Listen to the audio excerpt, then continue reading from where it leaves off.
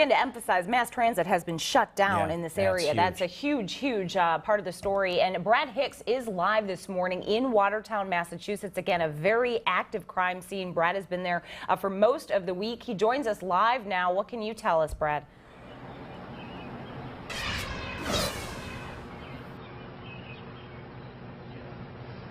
Well, I'll tell you, Nicole, this is something like I've never seen before in 22 years of reporting. I have never seen such a police presence on an active crime scene. As you know, excuse me, this started last night, as Angelica, I believe, was telling you, with this robbery at a 7-Eleven. They have surveillance video from the robbers, there at that 7-Eleven. It is that suspect number 2, seen in the white backwards hat, who is wearing the gray hoodie during the robbery that they're looking for. We're on one of the main thoroughfares right now. It is a 20-block area that is cordoned off, shut down, locked down here in Watertown, Massachusetts. A steady stream of police officers, like you just saw there, and law enforcement coming and going through the various areas. It is impossible to tell exactly why every 2 minutes, every 1 minute, you see a police officer zipping this way, zipping that way. They clearly are in a rush wherever they're going, and it's been going on like this all night long. They do not, as far as we know right now, have the suspect in custody. The suspect number 2. Suspect number 1 is dead. He was shot during that shootout with the police, and that's when, you know, it was interesting watching this unfold last night. I'll tell you, because originally, the first reports that came out were that there had been an officer shot at MIT. And then we learned that officer had died. And then it became clear, wait a second, something happened over at this gas station, at this 7-Eleven. And then when we started to hear about this chase and the IEDs being thrown out of the windows, that's when you started to say, hey, wait a sec, 2 guys, IEDs out the window, and started connecting the dots. Again, you'll see more police officers in a moment coming right up the road here. Just give you a look at that. Right. And this is what it has been like in Watertown. I mean, this is a lockdown, and all these police officers are turning into this intersection right here, and they're heading right over to what looks like the parking lot of an auto body shop. And again, I mean, and this is nothing. This is just run-of-the-mill police presence pulling into one of these areas. We don't know exactly why they're all of a sudden pulling up to this location. We actually, a little while ago, chased a stream of police officers down to a separate location. There was a staging area down there with a tactical vehicle and SWAT team members. You can see this bus right here is filled with police officers.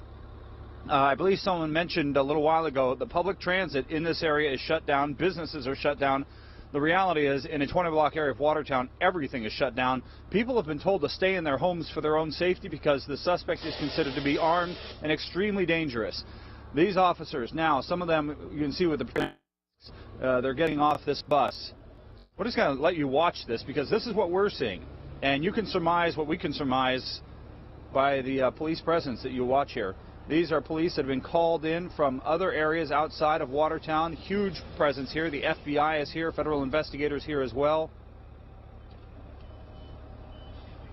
And these deployments of these squadrons, I guess I'll call them, of police officers are happening all around the perimeter here in Watertown.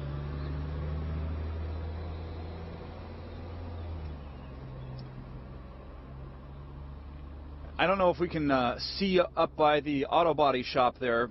You can just make out that a large group of officers has gathered there. I need to move a little bit so I can see better. Yep, you can see a large group of officers there. Again, there are these multiple staging areas. Like I said, we actually just drove in from another staging area about a mile from where we are right now. There was a tactical situation vehicle, I guess you'll call it, as well as a whole bunch of police officers that were staged. In fact, these may be the officers who were staged there being brought down to this location now.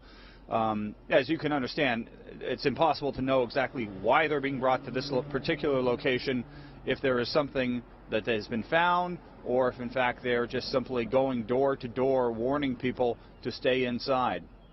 We have been told that an ordnance team is within the perimeter.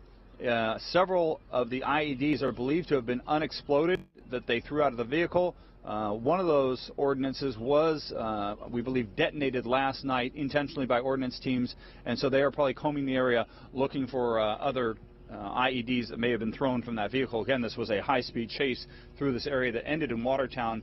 When the two suspects were cornered, there was a shootout. One of the suspects was shot in that shootout and died at a local hospital. A police officer was also shot in that shootout and is at the hospital in critical condition. That's the last information we have on that.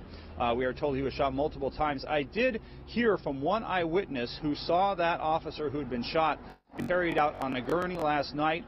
And an eyewitness said that the officer was talking to the EMTs. So even though he's in critical condition, at least that's one positive sign that he was communicating at that point. I just want to make sure that you guys can still hear me okay, because we are using some equipment here that allows us to be mobile while we're live. Can you guys still hear us back there? Yes, we can, Brett. We were just getting ready to ask you when we saw that bus pull up after they just said halting all public transportation, and then to see all the authorities walk off that bus.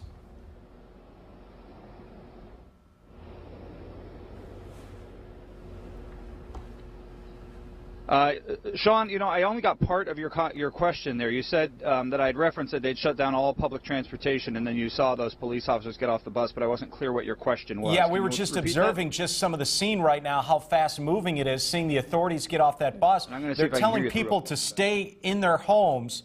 Are you seeing anybody on the street at all right now, just public citizens allowed to just walk the streets at all?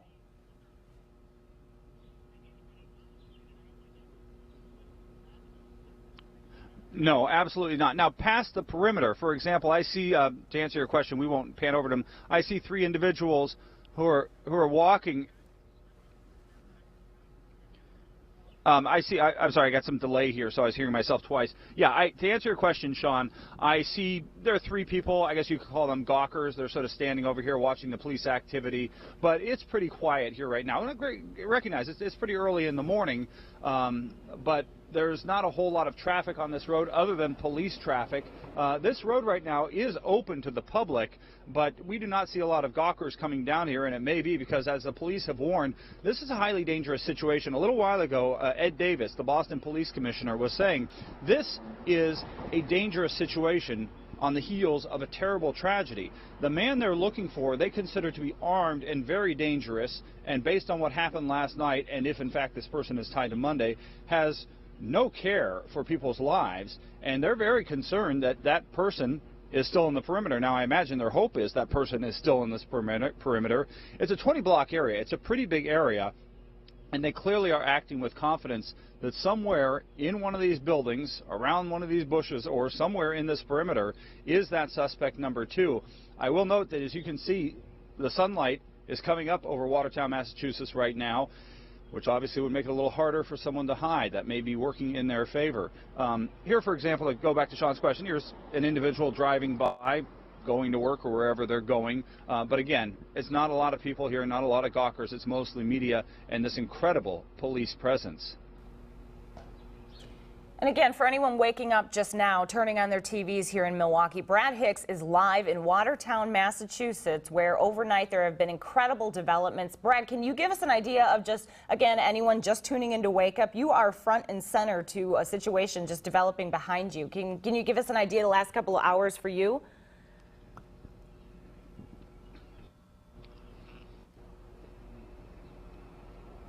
Yeah, absolutely. You know, we came out here to cover the marathon bombings. We came out here to talk to people from our area. We came out here to get new information, and for the past few days, we've been covering that story. Last night, as we wrapped up our coverage for Fox 6 News, and we thought we'd just get up and do some more live shots for Wake Up on the stories that we'd done yesterday, we began to get these reports of this police officer shot at MIT. Now, that begins as a local Boston story. It was interesting, but not particularly headlines, until we learned that there had also been this carjacking, a carjacking of a Mercedes SUV, followed by a high-speed chase in which the people in that SUV were firing at officers and throwing IEDs out the window. Now, right when we heard that IEDs were being thrown out the window, you know, our reporter antenna go up, and we suddenly think, hey, wait a second, this isn't just a local Boston story of a police officer tragically shot and killed. This may have something to do with the Marathon bombings. And so overnight, that's what we were processing. We, fortunately, at Fox 6 have the ability to go live pretty much anywhere we can get a cell phone signal. So we're using that technology right now to come to you at home from Watertown, Massachusetts, so you can see for yourself what's going on here. It's a massive area. We're talking about a 20-block area that is cordoned off. If you can sort of picture that in your area where you live. And by that, I mean it's like 20 blocks long by 20 blocks long. It's a huge area, miles wide.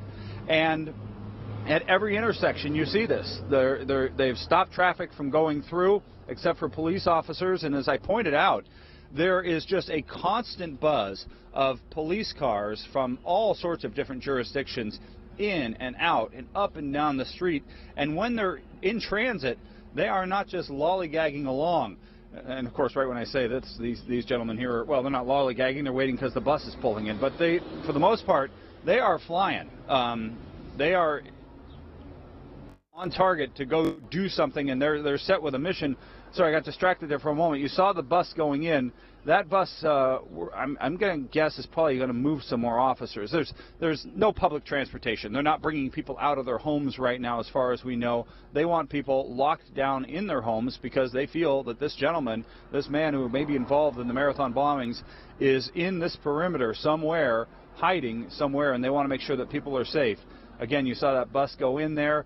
We saw a little while ago a team of tactical officers brought into the situation.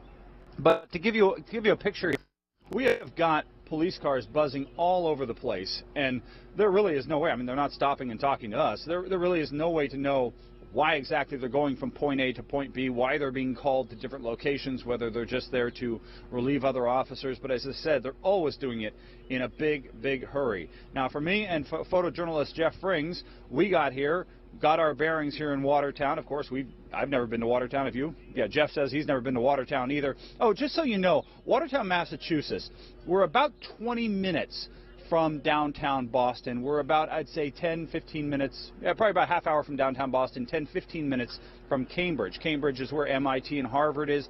Cambridge is where the police officer was shot and killed last night, and where that 7-Eleven is, where the robbery is that all began. You know, when we were coming out here, Nicole, Jeff and I were talking about what a bizarre development. I mean, if you just put your mind in the, if you can, put yourself in the mind of the people who pulled off this Marathon bombing on Monday.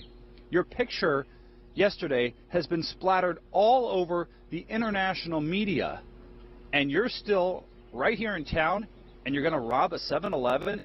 It makes no sense. Of course, police will often tell you these people don't think like you and I think, but it really, if you think about it, it's just bizarre that suspected terrorists, if it was them, would end up holding up a 7-Eleven. It's just such a strange development.